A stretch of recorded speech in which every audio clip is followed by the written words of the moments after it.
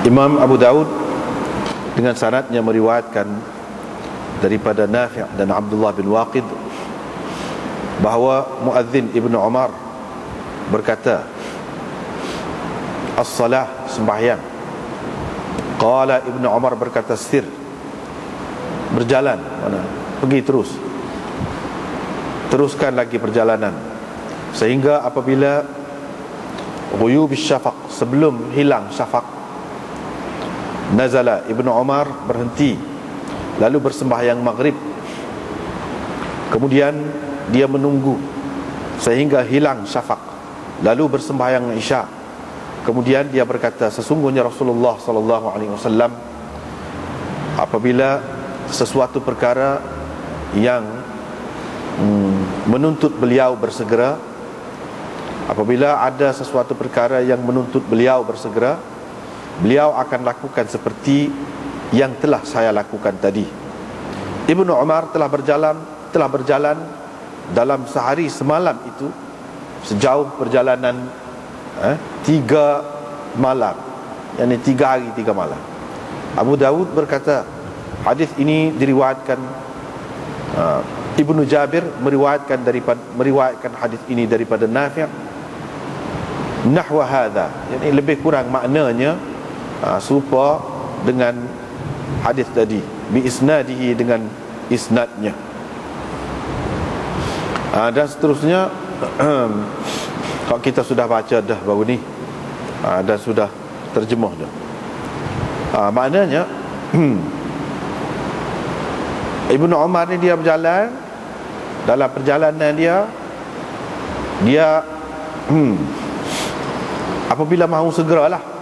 Cerita ni ada kaitan dengan hak sebelum pada ni, iaitu isteri dia sakit berat, orang pun royak ke dia, dia pun cepat-cepatlah. Jadi mana dalam keadaan tergesa-gesa, dalam keadaan mahu cepat. Itulah mengikut pegangan Imam Malik ya.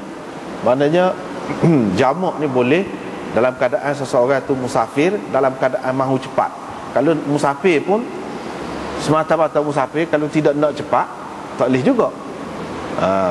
Walaupun baru ni kita sudah sebutkan ada beberapa pendapat Imam Malik, tapi hak masyhur dalam mazhab dia nya gitulah. Apabila seseorang musafir tu nak cepat, dalam keadaan tergesa-gesa, barulah dia boleh jamak. Itulah pegangan Imam Malik. Jadi asasnya ialah riwayat Ibnu Umar ini. Itu perkara yang kita dapat di dalam hadis ini. Yang kedua, hadis ini juga menjadi pegangan kepada golongan Hanafiyah, orang-orang yang mengikut mazhab Hanafi. Sebab apa? Sebab hadis ini dengan jelas menunjukkan bahawa Ibnu Umar melakukan jamak suri. Jamak suri. Kita sudah perjelas belaka dah apa makna jamak suri ke apa ni sebelum pada ni. Jamak suri iaitu sembahyang maghrib dalam waktu maghrib, tetapi di hujung waktu. Kira-kiranya selepas pada tu masuk selalu waktu isyak. Sembahyang pula waktu isyak dalam waktunya, di awal waktu dia. Ataupun kalau tunggu pun tunggu sebentar. Buktinya kata mereka, yang ni sebelum hilang syafaq. Yang ni syafaq bila matahari tu jatuh, terbenam, maka ada merah di, kalau kita ni sebelah barat itu, sebelah barat itu merah ada. Itu syafaq. Sehingga sebelum ghuyub syafaq, dia pun turun sembahyang maghrib. Maknanya masa tu masih ada lagi waktu maghrib, sebab duk nampak merah gitu. Lepas pada tu dia tunggu. Mana dia tidak sembahyang isyak selalu. Dia tidak sembahyang isyak selalu. Dia tunggu tu sampai ke bila? Iaitu sampai hilang syafaq. Bila hilang syafaq tu maknanya habis dalam waktu maghrib, masuklah waktu isyak. Baru dia sembahyang isyak selepas tu. Maknanya sembahyang isyak tu dalam waktunya. Itulah yang dikatakan jamak suri. Jadi Imam Abu Daud ni tujuan dia sini wak mari macam-macam hadis untuk menunjukkan bukti ataupun dalil bagi masing-masing mujtahidin, ulama-ulama mujtahid itu. Di sini pegangan Imam Hanafi duduk sinilah, iaitu jamak suri. Jelas tu. Mereka pegang dengan ni. Jadi mereka kata pada hakikatnya Ibnu Umar itu tidak melakukan jamak hakiki. Jamak ada dua, jamak hakiki, jamak suri. Jamak hakiki ni kita kata kalau sembahyang maghrib dengan isya lah. Sembahyang maghrib dalam waktunya dan isya dalam waktu maghrib tu, sekali dengan maghrib. Itu orang panggil jamak takdim. Dalam waktu maghrib itu jamak sebenar, jamak hakiki. Ataupun melewatkan maghrib, kita sembahyang maghrib itu dalam waktu isya. Isya tu dalam waktu dia lah, sekali lah. Itu jamak takhir. Itu orang panggil jamak hakiki juga. Bagi orang Hanafi, dia kata Ibnu Umar ni dia tidak melakukan jamak hakiki, tetapi dia melakukan jamak suri. Mana dalil? Ni. Gitu. Kemudian dia berkata, apabila seseorang itu dalam keadaan tergesa-gesa, dia boleh buat gini. Supaya aku buat dia lah, Nabi SAW buatnya. Lagu ni lah. Maknanya hak duduk buat kata jamak tu, bagi orang-orang Hanafinya, mereka kata jamak suri belaka. Jamak hakiki tak leh. Tak leh bagi mereka. Kalau buat juga dosa. Jamak hakiki. Ini masalah khilaf lah. Pendapat dia gitu. Pendapat dia gitu. Hanya boleh kalau jamak ni, kalau dalam hadis mana-mana pun ada menunjukkan Nabi jamak ni, maksudnya jamak suri. Itu pegangan mereka. Tak ada jamak hakiki ni, takdim kau takhir kau gapo kau, tak ada. Tetapi orang Hanafi ni dia wajib pula qasar.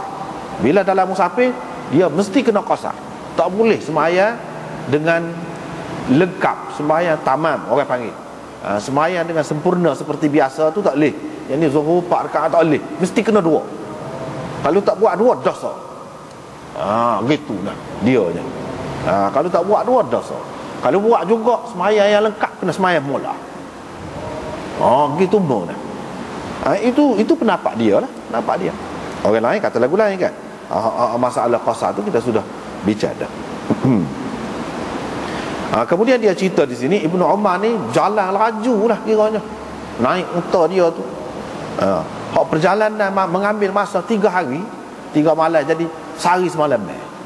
Ni anak buah dia raya, iaitu Nafi' dan Abdullah bin Waqid menceritakan ni. Semalam, sehari semalam perjalanan. Itu maknanya dia nak cepat betul lah.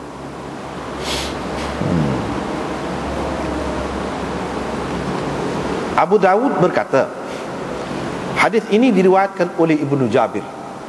Ini orang panggil riwayat Abu Daud secara ta'liq ataupun mu'allaqat Imam Abu Daud. Kalau dalam Bukhari biasanya hadis-hadis yang diriwayatkan secara ta'liq ataupun mu'allaqat Imam Bukhari, dia dalam tajuk dia tu duduk situ. Tapi dalam Abu Daud ni tidak. Dalam Abu Daud biasanya di hujung macam ni. Dia kata qala Abu Daud, lepas tu dia puraya. Hadis ini lebih kurang makna dia serupa takdi juga. Bukan lafaz dia serupa, maksud dia tu serupa. Tapi dengan sanad yang lain lah. Sanad tu duduk mana? Dia tidak royak. Itulah yang dikatakan riwayat secara ta'liq. Mana dia tidak sebut dengan lengkap sanad itu. Cuma dia royak Ibnu Jabir meriwayatkan daripada Nafi'. Mana sanad dia yang lengkap? Bila tidak sebut, cuma isyarat gitu saja, itu orang panggil riwayat secara ta'liq.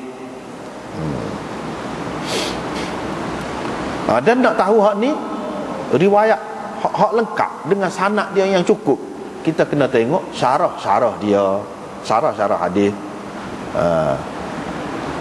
ataupun dalam kitab-kitab hadis yang lain. Dalam kitab-kitab hadis yang lain.